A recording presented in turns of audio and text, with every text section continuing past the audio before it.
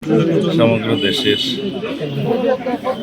সকল মানুষের প্রতি ঈদের শুভেচ্ছা ঈদ মোবারক।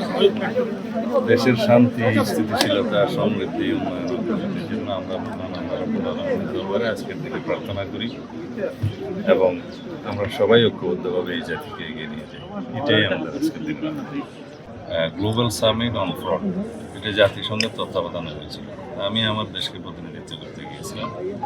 এখানে কিভাবে এই জাতীয় অপরাধ বৈশ্বিকভাবে সম্মিলিতভাবে এটা মোকাবিলা করা যায় সেটার কৌশল প্রণয়ন এবং বিভিন্ন রকমের এগ্রিমেন্ট, মেমো অফ আন্ডারস্ট্যান্ডিং ইত্যাদি করার বিষয়ে আলোচনা হয়েছে। 200-র বেশি সার্ভিস ও ফিচারে লেনদেনের সব বিকাশ অ্যাপে সম্ভব।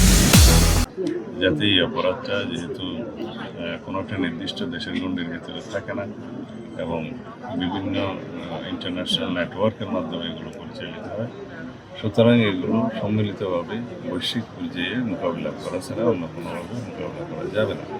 তো সেই জন্য এটা জাতিসংঘের তত্ত্বাবধানে এই সম্মেলনটি হয়েছে।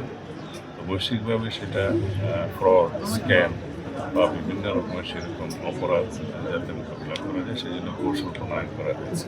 আমাদের সহযোগিতা কামনা করি সবসময়, যাতে বর্তমান সাহায্য সহযোগিতাও বহাল থাকে এবং ভবিষ্যতে তাদেরকে মর্যাদাপূর্ণভাবে তাদের নিজেদের দেশে প্রত্যাবর্তন করা যায়। সেই জন্য আন্তর্জাতিকভাবে আমরা সহযোগিতা সবসময় কামনা করি এবং জাতিসংঘের বিষয়ে তৎপরতাটা বৃদ্ধি পায় এবং শক্তিশালী হয়। সেই জন্য আমরা আহ্বান জানাই এবং আমাদের প্রচেষ্টা এটা থাকবে, এটা আমাদের